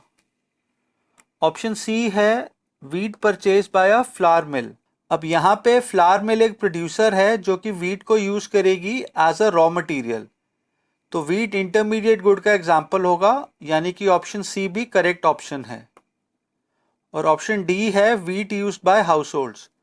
अब हम जानते हैं कि इंटरमीडिएट गुड सिर्फ प्रोड्यूसर्स यूज़ करते हैं, यानी कि इस ऑप्शन को हम सीधा इग्नोर कर सकते हैं क्योंकि यहाँ पे वीट एक कंज्यूमर हाउस होल्ड यूज़ कर रहा है, ना कि एक प्रोड्यूसर। तो फाइनली इस क्वेश्चन के करेक्ट आंसर्स हैं ऑप्शन ए और ऑप्शन सी। क्वेश्चन नंबर 3 है, which one of the following is not an example of final good. यानी कि दिए गए आइटम्स में से कौन सी आइटम फाइनल गुड नहीं है। अब हम जानते हैं कि फाइनल गुड या तो कंज्यूमर गुड्स होते हैं जो कंज्यूमर हाउस होल्ड यूज़ करते हैं कंजम्पशन के लिए, या फिर कैपिटल गुड्स होते हैं जो प्रोड्यूसर यूज़ करते हैं इन्वेस्टमेंट के लिए। अब पहला ऑप्शन है chalks, dusters etcetera purchase by a school. यहाँ पे स्कूल एक प्रोड्यूसर है जो एजुकेशनल सर्विसेज देता है। अब ऑब्वियसली उसके द्वारा खरीदे गया chalks, duster etcetera capital goods तो हो नहीं सकता, क्योंकि ना तो ये हाई वैल्यूड आइटम है और ना ही वो अपना शेप और साइज नहीं खोता है। ऑब्वियसली चॉक्स वगैरह लिखते लिखते यूज अप हो जाते हैं, यानी कि ये इंटरमीडिएट गुड का एग्जाम्पल होगा, ना कि फाइनल गुड का। तो ऑप्शन ए करेक्ट ऑप्शन है, पर हम बाकी ऑप्शंस को भी चेक कर लेते हैं। ऑप्शन बी है fertilisers used by the farmers. अब यहाँ पे फार्मर भी प्रोड्यूसर है जो फर्टिलाइजर्स को रॉ मटेरियल के रूप में यूज करेगा अपनी क्रॉप्स को उगाने के लिए, यानी कि फर्टिलाइजर भी इंटरमीडिएट गुड होगा, ना कि फाइनल गुड। यानी कि यहाँ पे ऑप्शन बी भी करेक्ट ऑप्शन है। ऑप्शन सी है wheat used by house holds. अब यहाँ पे वीट एक कंज्यूमर हाउस होल्ड यूज कर रहा है, और हम ये जानते हैं कि जो गुड्स एक कंज्यूमर हाउस होल्ड यूज करता है वो कंज्यूमर गुड्स होते हैं, और बाय डिफॉल्ट सभी प्रकार के कंज्यूमर गुड्स फाइनल गुड्स होते हैं। यानी कि यहाँ पे ऑप्शन सी गलत ऑप्शन है। और फाइनली ऑप्शन डी है ऑल ऑफ द अबव। अब ऑब्वियसली ये भी गलत ऑप्शन है, क्योंकि हम जानते हैं कि यहाँ पर ऑप्शन सी गलत ऑप्शन है। तो इस क्वेश्चन का करेक्ट आंसर हुआ ऑप्शन ए और ऑप्शन बी। अब क्वेश्चन नंबर 4 है which of the following constitutes the reason for difference between market price and factor cost. यानी कि हमें यह बताना है कि दी गई ऑप्शंस में से कौन सी ऑप्शन मार्केट प्राइस और फैक्टर कॉस्ट के बीच के डिफरेंस को बताती है। अब हम जानते हैं कि मार्केट प्राइस और फैक्टर कॉस्ट का डिफरेंस होता है नेट इनडायरेक्ट टैक्स, जिसका फॉर्मूला होता है इनडायरेक्ट टैक्स माइनस सब्सिडीज। यानी कि मार्केट प्राइस और फैक्टर कॉस्ट के बीच का डिफरेंस इनडायरेक्ट टैक्स और सब्सिडीज दोनों होते हैं। अब हमें दी गई 4 ऑप्शन में से ऑप्शन नंबर ए और बी है इनडायरेक्ट टैक्स और सब्सिडीज, यानी कि ऑप्शन ए और बी दोनों ही करेक्ट ऑप्शन है। कि इस क्वेश्चन का करेक्ट आंसर होगा ऑप्शन सी, क्योंकि ये ऑप्शन ए और बी दोनों को ही अपने में इंक्लूड करता है। क्वेश्चन नंबर 5 है if factor cost is greater than market price then it means that. यानी कि हमें यहाँ पर बताना है कि अगर फैक्टर कॉस्ट मार्केट प्राइस से ज़्यादा हो तो इनमें से कौन सी ऑप्शन करेक्ट होगी। अब हम जानते हैं कि market price is equal to factor cost plus net indirect tax, जहां नेट इनडायरेक्ट टैक्स का फॉर्मूला होता है इनडायरेक्ट टैक्स माइनस सब्सिडीज। अब फैक्टर कॉस्ट मार्केट प्राइस से तभी ज़्यादा होगा जब नेट इनडायरेक्ट टैक्स नेगेटिव होगा, और ये तभी नेगेटिव होगा जब सब्सिडीज इनडायरेक्ट टैक्स से ज़्यादा होंगी। यानी कि इस क्वेश्चन का करेक्ट आंसर है option C. Question number 6 simple है। Final goods refer to those goods which are used either for dash और फॉर डैश। अब हम जानते हैं कि फाइनल गुड्स कंजम्पशन पर्पस के लिए भी यूज होते हैं, जब उन्हें एक कंज्यूमर हाउस होल्ड यूज करता है कंज्यूमर गुड्स के रूप में, और फाइनल गुड्स इन्वेस्टमेंट पर्पस के लिए भी यूज होते हैं जब इन्हें एक प्रोड्यूसर यूज करता है कैपिटल गुड्स के रूप में। तो इस क्वेश्चन का करेक्ट आंसर हुआ option A. Final goods refer to those goods which are either used for consumption और फॉर इन्वेस्टमेंट। क्वेश्चन नंबर 7 है net factor income from abroad is. अब ये भी स्ट्रेट फॉरवर्ड क्वेश्चन है। हम जानते हैं net factor income from abroad is equal to factor income from abroad minus factor income to abroad. तो इस क्वेश्चन का करेक्ट आंसर हुआ option number C. Question number 8 है डेप्रिसिएशन मीन्स। यानी कि यहां हमें बताना है कि दी गई ऑप्शंस में से कौन सी ऑप्शन डेप्रिसिएशन को करेक्टली आइडेंटिफाई करती है। अब हम जानते हैं कि डेप्रिसिएशन के 3 मेन रीजंस होते हैं। पहला नॉर्मल वियर एंड टीयर, दूसरा पैसेज ऑफ टाइम, और तीसरा फोरसीन या फिर एक्सपेक्टेड ऑब्सोलेंस। अब यहाँ दिए गए ऑप्शंस में से सिर्फ ऑप्शन बी ही करेक्ट है। बाकी तीनों ऑप्शंस अनफोर्सीन ऑब्सोलेंस के एग्जाम्पल्स हैं, जिन्हें एक प्रोड्यूसर पहले से एंटिसिपेट नहीं कर सकता। अनफोर्सीन ऑब्सोलेंस से भी फिक्स एसेट्स के वैल्यू में गिरावट आती है, पर हम उसे डेप्रिसिएशन नहीं कहते, उसे हम कैपिटल लॉस कहते हैं।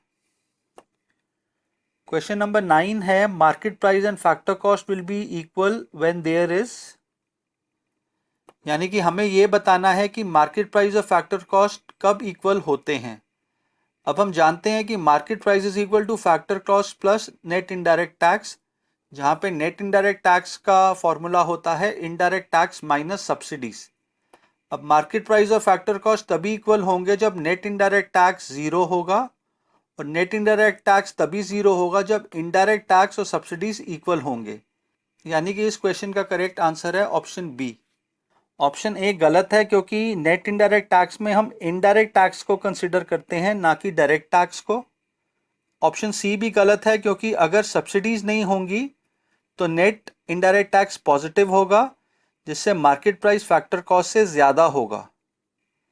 अब अगर आपने मेरा नेट इनडायरेक्ट टैक्स वाला वीडियो ध्यान से देखा होगा तो मैंने आपको बताया था कि टू सेक्टर इकॉनमी में मार्केट प्राइस और फैक्टर कॉस्ट हमेशा इक्वल होंगे, क्योंकि इस इकॉनमी में गवर्नमेंट सेक्टर नहीं होगा जो इनडायरेक्ट टैक्स कलेक्ट करेगा या फिर सब्सिडीज ग्रांट करेगा। यानी कि अगर इनडायरेक्ट टैक्स और सब्सिडीज नहीं होंगे तो भी मार्केट प्राइस और फैक्टर कॉस्ट इक्वल होंगे। यानी कि ऑप्शन डी भी करेक्ट ऑप्शन है। तो इस क्वेश्चन का करेक्ट आंसर हुआ ऑप्शन बी और ऑप्शन डी। क्वेश्चन नंबर 10 है, which of the following is an example of transfer income. यानी कि हमें यहाँ पर यह बताना है कि दी गई ऑप्शंस में से कौन सी ऑप्शन ट्रांसफर इनकम का एग्जाम्पल है। अब हमें पता है कि ट्रांसफर इनकम यूनिलैटरल यानी कि वन साइडेड पेमेंट या इनकम होती है, जिसके बदले इसका रिसीवर कोई प्रोडक्टिव सर्विस नहीं देता है। अब ऑप्शन ए है बोनस। बोनस सैलरी का पार्ट होता है जो एक लेबर को उसकी सैलरी के ओवर एंड अबव मिलती है, इसीलिए ये फैक्टर इनकम होगा, ना कि ट्रांसफर इनकम। ऑप्शन बी है कंपनसेशन फ्रॉम द एम्प्लॉयर। अब compensation from the employer wages और सैलरीज का ही दूसरा नाम है, यानी कि ये भी फैक्टर इनकम का एग्जाम्पल होगा, ना कि ट्रांसफर इनकम का। ऑप्शन सी है अनएम्प्लॉयमेंट अलाउंस। अब ये गवर्नमेंट उन व्यक्तियों को देती है जिनके पास कोई जॉब नहीं होती है, और इसके बदले इसके रिसीवर को गवर्नमेंट को कोई प्रोडक्टिव सर्विस भी नहीं देनी होती है। यानी कि ये ट्रांसफर इनकम का एग्जाम्पल है। ऑप्शन डी है स्कॉलरशिप। अब ये नॉर्मली उन स्टूडेंट्स को मिलती है जिनके बहुत अच्छे नंबर्स आए होते हैं, या फिर उन्हें मिलती है जो बहुत गरीब फैमिली से होते हैं। इसके बदले भी इन स्टूडेंट्स को कोई प्रोडक्टिव सर्विस नहीं देनी होती है, यानी कि ये भी ट्रांसफर इनकम का एग्जाम्पल होगा। तो इस क्वेश्चन के करेक्ट आंसर्स हुए ऑप्शन सी और ऑप्शन डी। क्वेश्चन नंबर 11 है, which of the following is an example of an intermediate goods. यानी कि हमें ये बताना है कि दी गई ऑप्शंस में से कौन सी ऑप्शन इंटरमीडिएट गुड को रिप्रेजेंट करती है। अब हम जानते हैं कि इंटरमीडिएट गुड्स प्रोड्यूसर गुड्स होते हैं, जो या तो रॉ मटेरियल के रूप में प्रोडक्शन में यूज होते हैं या फिर फिनिश गुड्स के रूप में रीसेल होते हैं। अब पहली ऑप्शन है car purchase by a house hold. अब क्योंकि इस कार को एक हाउस होल्ड ले रहा है तो ये एक कंज्यूमर गुड का एग्जाम्पल होगा, और हम जानते हैं कि सभी प्रकार के कंज्यूमर गुड्स फाइनल गुड्स होते हैं, ना कि इंटरमीडिएट गुड्स। यानी कि ऑप्शन ए गलत है। ऑप्शन बी है steel and cement used to construct a flyover. अब यहाँ पे स्टील और सीमेंट इंटरमीडिएट गुड्स होंगे, क्योंकि ये रॉ मटेरियल के रूप में यूज हो रहे हैं फ्लाईओवर की कंस्ट्रक्शन में। यानी कि ऑप्शन बी करेक्ट ऑप्शन है। ऑप्शन सी है fertilisers purchase by a farmer. अब ये भी इंटरमीडिएट गुड का एग्जाम्पल होगा, क्योंकि यहाँ पे फार्मर जो एक किस्म का प्रोड्यूसर है, इन फर्टिलाइजर्स को अपने क्रॉप्स के उगाने में रॉ मटेरियल के रूप में यूज करेगा। तो ऑप्शन सी भी करेक्ट ऑप्शन है। और option D all of these, ये ऑब्वियसली गलत ऑप्शन है, क्योंकि यहाँ पे ऑप्शन ए गलत ऑप्शन है। तो इस क्वेश्चन का करेक्ट आंसर हुआ ऑप्शन बी और ऑप्शन सी। क्वेश्चन नंबर 12 है, sugar purchase by a sweet shop is N dash good while it is a dash good when it is purchased by a consumer। अब यहाँ पे अगर sugar को एक sweet shop खरीद रही है जो एक किस्म का प्रोड्यूसर है, तो वो इंटरमीडिएट गुड होगा, क्योंकि ये स्वीट शॉप इस शुगर को अपनी स्वीट्स की प्रोडक्शन में रॉ मटेरियल के रूप में यूज़ करेगी। पर वही शुगर अगर कोई कंज्यूमर हाउस होल्ड खरीद रहा है तो फिर ये कंज्यूमर गुड होगा, और हम जानते हैं कि सभी प्रकार के कंज्यूमर गुड्स फाइनल गुड्स होते हैं। तो इस क्वेश्चन का करेक्ट आंसर हुआ option C. Sugar purchase by a sweet shop is an intermediate good while it is a final good when it is purchased by a consumer। इस question को आप एक और तरीके से भी सॉल्व कर सकते थे। अब पहले ब्लैंक से पहले हमें एन दिया गया है, यानी कि इस ब्लैंक में कोई ऐसा वर्ड आएगा जो वोवल से स्टार्ट होता है, यानी कि AEIOU से स्टार्ट होता है। अब दी गई ऑप्शंस में से ऑप्शन सी ही करेक्ट ऑप्शन है, जहाँ पे हमें पहले ब्लैंक में एक वोवल से स्टार्ट किया गया वर्ड यानी कि इंटरमीडिएट दिया गया है। तो हम ऐसे भी इस क्वेश्चन का करेक्ट आंसर आइडेंटिफाई कर सकते हैं। क्वेश्चन नंबर 13 है identify the missing item in the following flow chart. अब ये एक स्ट्रेट फॉरवर्ड क्वेश्चन है। अब हम जानते हैं कि मार्केट प्राइस और फैक्टर कॉस्ट के डिफरेंस को नेट इनडायरेक्ट टैक्स बोलते हैं। जब हम मार्केट प्राइस में से नेट इनडायरेक्ट टैक्स को माइनस करते हैं तो हमें फैक्टर कॉस्ट का फिगर मिलता है, और जब हम फैक्टर कॉस्ट में नेट इनडायरेक्ट टैक्स को प्लस करते हैं तो हमें मार्केट प्राइस का फिगर मिलता है। तो इस क्वेश्चन का करेक्ट आंसर हुआ ऑप्शन बी। क्वेश्चन नंबर 14 है which of the following flow chart correctly establishes the treatment of depreciation. यानी कि हमें ये बताना है कि कौन सी दी गई ऑप्शन में डेप्रिसिएशन का सही से इस्तेमाल किया गया है। अब हम जानते हैं कि gross value is equal to net value plus depreciation. यहाँ हम ऑप्शन सी और डी को पहले ही इग्नोर कर सकते हैं, क्योंकि यहाँ ग्रॉस और नेट वैल्यू की जगह नेशनल और डोमेस्टिक वैल्यूज़ दी गई हैं। और अगर हम ऑप्शंस ए और बी को ध्यान से देखें तो हम पाएंगे कि करेक्ट ऑप्शन है ऑप्शन ए। क्वेश्चन नंबर 15 है depreciation of fixed capital assets refers to. इस क्वेश्चन में हमें डेप्रिसिएशन के रीजंस बताने हैं। अब हम जानते हैं कि डेप्रिसिएशन के 3 रीजंस होते हैं, normal wear and tear, passage of time and foreseen या फिर एक्सपेक्टेड ऑब्सोलेंस। अब यहाँ ऑप्शंस ए और बी दोनों करेक्ट हैं, पर ये दोनों ऑप्शंस कंबाइन करके ऑप्शन सी में दे दी गई हैं। तो इस क्वेश्चन का करेक्ट आंसर हुआ ऑप्शन सी। क्वेश्चन नंबर 16 है unforeseen obsolescence of fixed capital assets during production is called.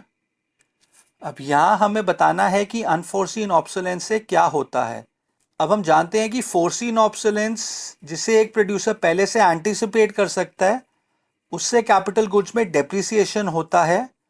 पर अनफोर्सीन ऑब्सोलेंस जिसे एक प्रोड्यूसर पहले से एंटीसिपेट नहीं कर सकता है, जैसे कि कैपिटल गुड्स में आग लग जाना या फिर फ्लड अर्थक्वेक में डिस्ट्रॉय हो जाना या फिर चोरी हो जाना, इससे इस कैपिटल गुड्स की वैल्यू में गिरावट आती है।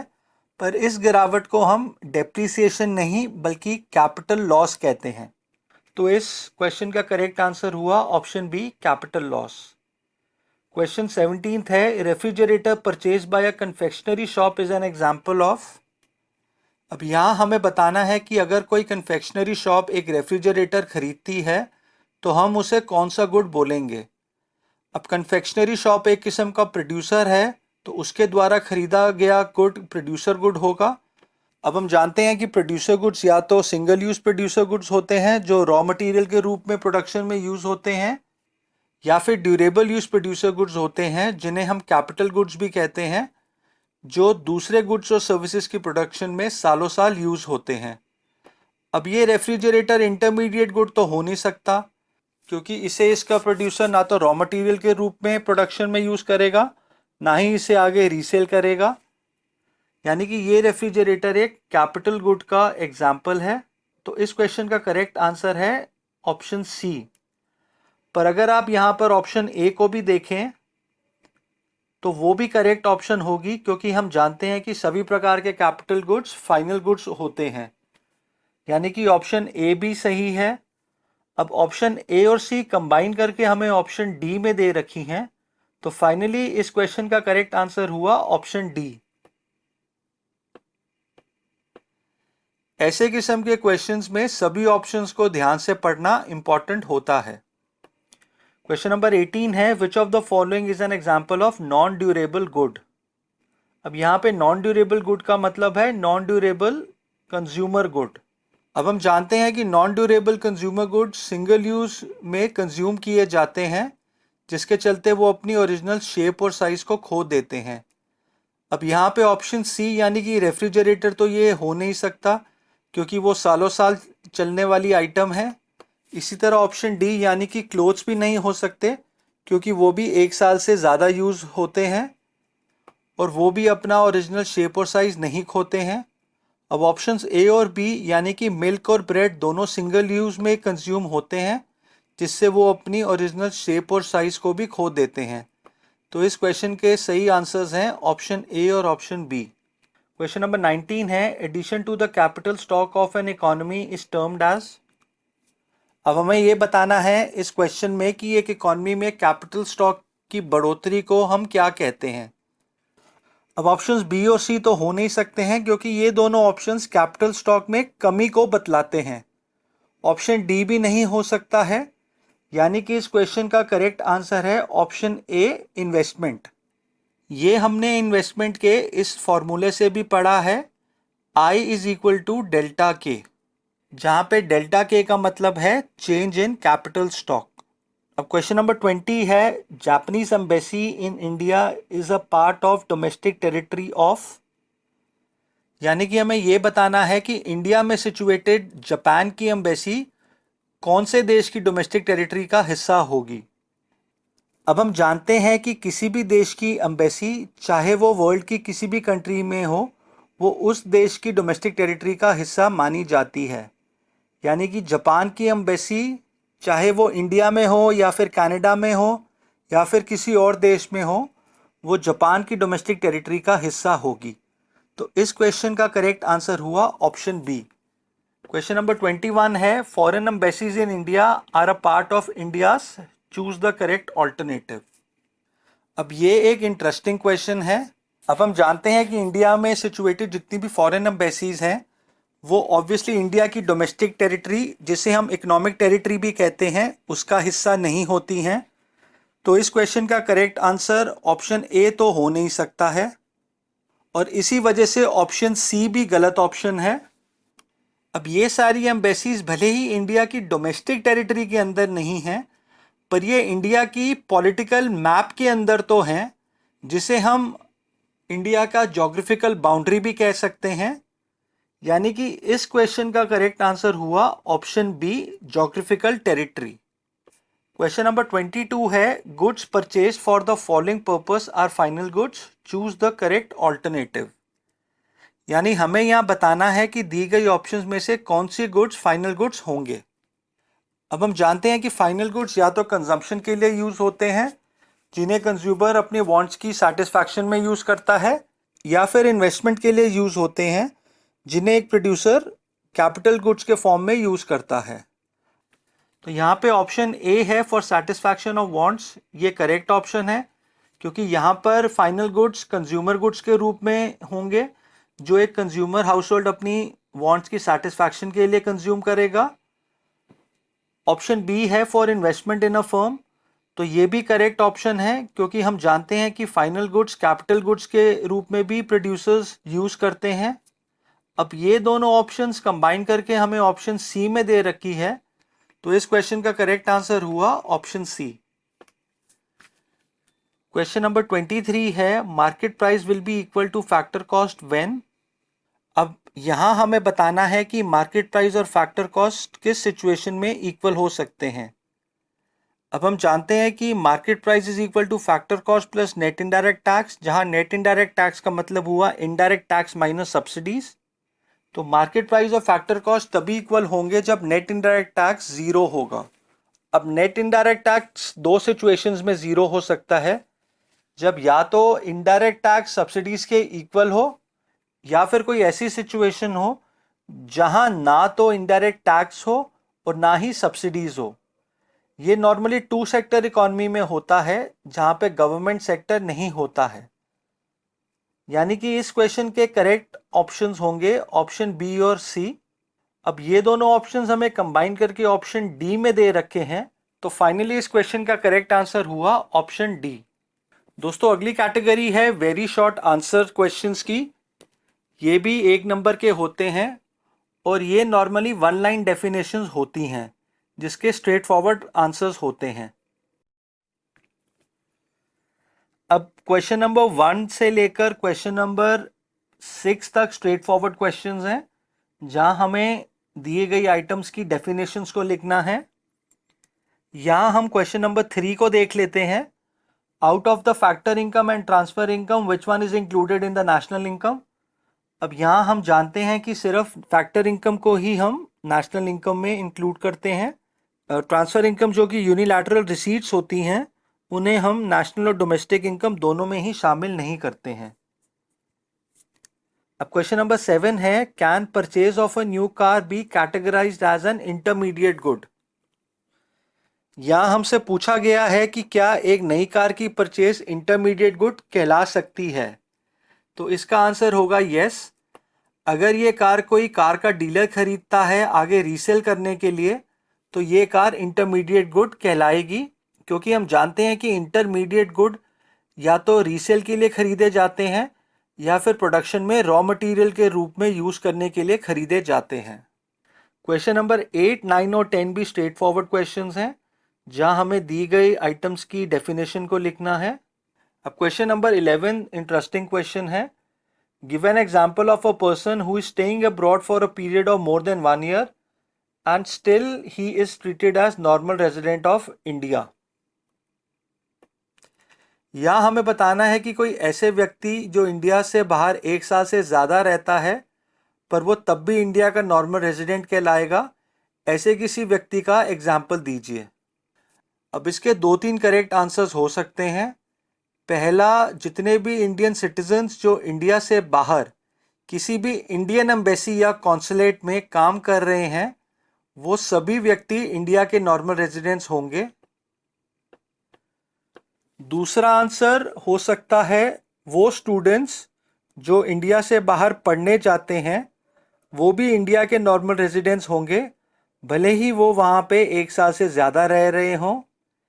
इसी तरह जो इंडियन सिटीजन्स इंडिया के बाहर किसी मेडिकल ट्रीटमेंट के लिए जाते हैं और वहाँ पे 1 साल से ज़्यादा रहते हैं, वो भी इंडिया के नॉर्मल रेजिडेंट्स होंगे। यहाँ पे वो स्टूडेंट्स और पेशेंट्स जो मेडिकल ट्रीटमेंट के लिए जा रहे हैं, उन्हें हम इंडिया का नॉर्मल रेजिडेंट इसीलिए कहेंगे क्योंकि इन दोनों कैटेगरीज के centre of economic interest India होंगे, ना कि वो फॉरेन कंट्री जहाँ पे ये गए हैं। क्वेश्चन नंबर 12 से 17 भी सारे स्ट्रेट फॉरवर्ड क्वेश्चंस हैं, जहां हमें दी गई टर्म्स की डेफिनेशंस को लिखना है। यहाँ आप एक बार क्वेश्चन नंबर 13 को देख लीजिए। यहाँ हमें कैपिटल फॉर्मेशन को डिफाइन करना है।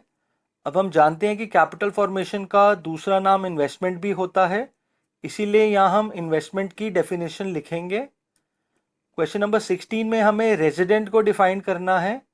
ये रेजिडेंट नॉर्मल रेजिडेंट का ही दूसरा नाम है, इसलिए यहाँ पर हम नॉर्मल रेजिडेंट की डेफिनेशन को लिखेंगे। अब अगली कैटेगरी है शॉर्ट आंसर टाइप क्वेश्चंस की। अगर ये क्वेश्चन 3 नंबर का आता है तो इन्हें हमें 60 से लेकर 80 वर्ड्स में आंसर करना होता है, और अगर ये क्वेश्चन 4 नंबर का आता है तो फिर इन्हें 80 से लेकर 100 वर्ड्स में आंसर करना होता है। यहाँ भी दिए गए क्वेश्चन स्ट्रेट फॉरवर्ड हैं।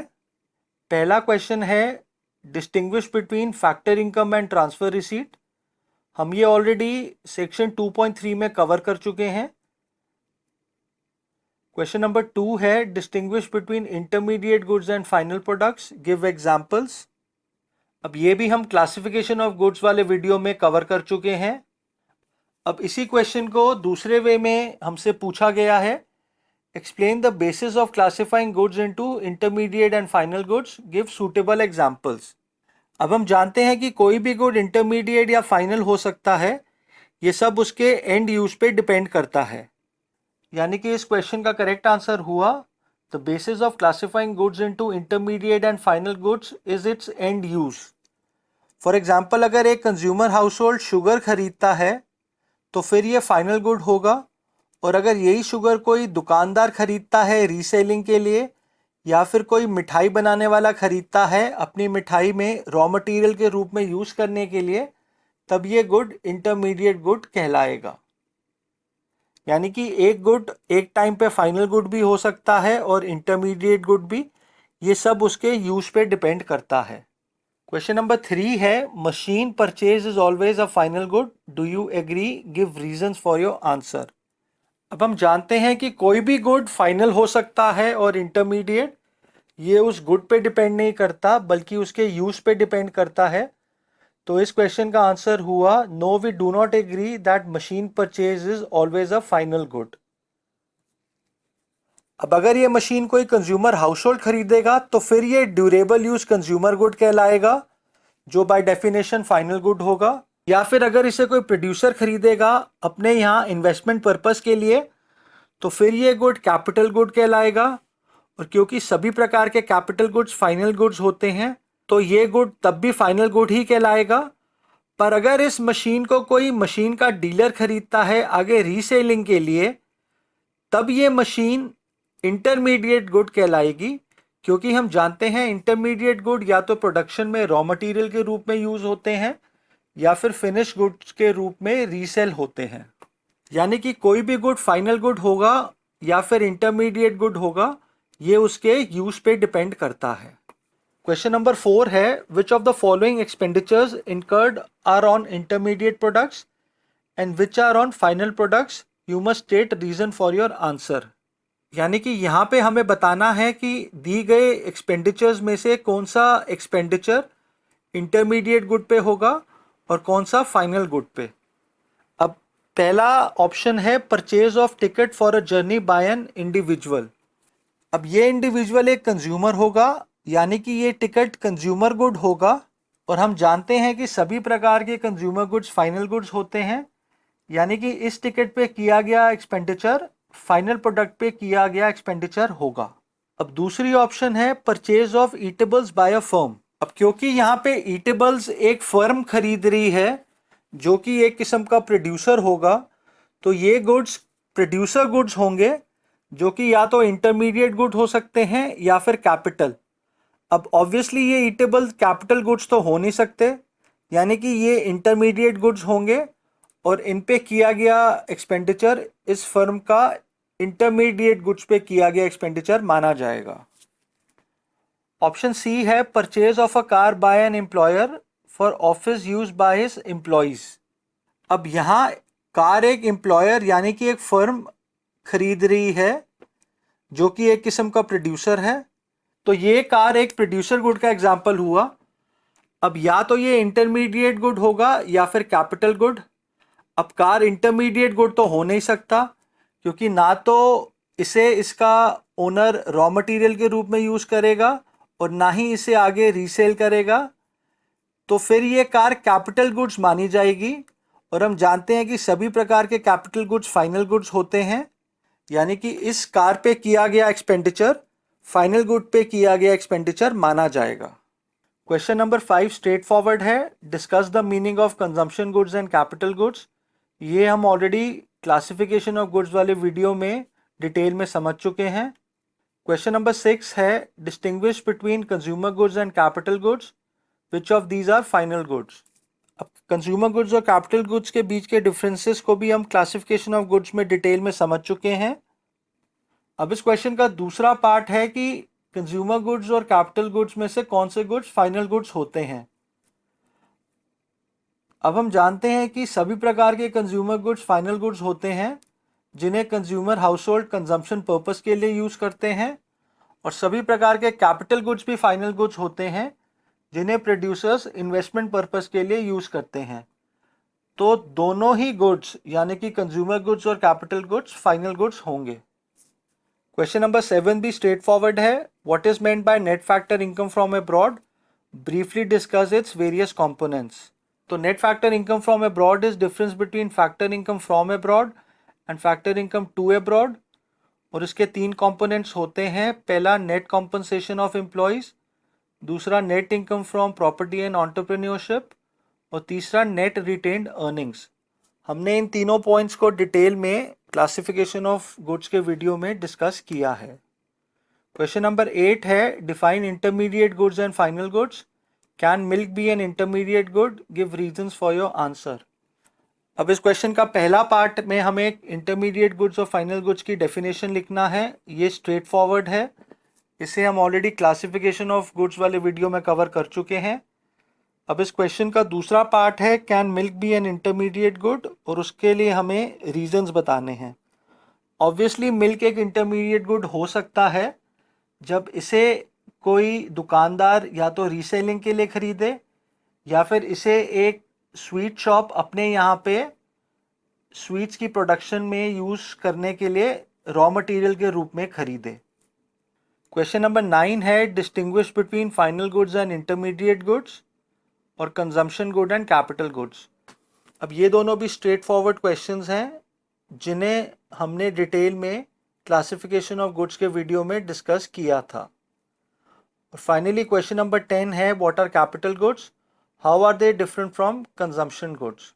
तो ये भी स्ट्रेट फॉरवर्ड क्वेश्चन है। यहाँ पहले आप कैपिटल गुड्स को डिफाइन करेंगे और फिर कैपिटल गुड्स और कंजम्पशन गुड्स के बीच के डिफरेंसेस को लिखेंगे। अब फाइनल कैटेगरी है लॉन्ग आंसर क्वेश्चन टाइप्स की, जो नॉर्मली 6 नंबर के होते हैं। इनका आंसर हम नॉर्मली 100 से 150 वर्ड्स के बीच में लिखते हैं। अब यहाँ दिए गए क्वेश्चंस भी स्ट्रेट फॉरवर्ड है जिनका आंसर आपको इस चैप्टर से मिल जाएगा। क्वेश्चन नंबर 1 है explain the concept of normal residence. हमने नॉर्मल रेजिडेंस का कंसेप्ट डिटेल में नॉर्मल रेजिडेंट वाले वीडियो में डिस्कस करा है। आप ये सब पॉइंट्स इस क्वेश्चन के आंसर में लिख सकते हैं। क्वेश्चन नंबर 2 है briefly discuss the meaning of domestic territory. Domestic territory का कंसेप्ट भी हमने डोमेस्टिक टेरिटरी और नॉर्मल रेजिडेंट वाले वीडियो में डिस्कस किया था। यहाँ आप पहले डोमेस्टिक टेरिटरी की 1 लाइन डेफिनेशन लिखेंगे, फिर इसमें क्या क्या इंक्लूड होता है और क्या क्या एक्सक्लूड होता है उन सभी पॉइंट्स को मेंशन करेंगे। क्वेश्चन नंबर 3 है discuss the concept of factor income and transfer income with the help of examples. तो इसे भी हमने सेक्शन 2.3 में डिटेल से डिस्कस किया था। अब जहाँ पे फैक्टर इनकम के एग्जांपल्स होते हैं रेंट, वेजेस, इंटरेस्ट और प्रॉफिट, वहीं ट्रांसफर इनकम के एग्जांपल्स हो सकते हैं unemployment allowance, subsidy, scholarship, remittances, gifts, donations इत्यादि। और फाइनली क्वेश्चन नंबर 4 है distinguish between intermediate product and final product giving suitable examples in support of your answer. Intermediate goods और final goods के बीच के डिफरेंसेस को भी हमने डिटेल में क्लासिफिकेशन ऑफ गुड्स के वीडियो में डिस्कस किया था। आप वहां से इस क्वेश्चन का आंसर लिख सकते हैं। तो चलिए दोस्तों, इसी के साथ हमने चैप्टर नंबर 2 के सभी दिए गए क्वेश्चंस को भी डिटेल में डिस्कस कर लिया है। मुझे उम्मीद है आपको ये चैप्टर अब अच्छी तरह समझ आ गया होगा। अगर आपको अभी भी कोई डाउट है तो कमेंट सेक्शन में आप अपना सवाल पूछ सकते हैं, मैं उसका आंसर ज़रूर दूंगा। हमारा यूनिट नंबर 1 50% कंप्लीट हो गया है। अगले वीडियो में हम chapter number 3 national income and related aggregates को स्टडी करेंगे। इस चैप्टर से यूनिट नंबर 1 के न्यूमेरिकल क्वेश्चंस भी स्टार्ट हो जाएंगे। तो फाइनली दोस्तों, अगर आपको आज का वीडियो इन्फॉर्मेटिव लगा है तो आप इसको लाइक कीजिए, अपने दोस्तों में इसे शेयर कीजिए, मेरे चैनल को सब्सक्राइब कीजिए और बेल बटन को क्लिक कीजिए ताकि आपको मेरे अगले वीडियो का नोटिफिकेशन मिल सके। Thank you and have a nice day.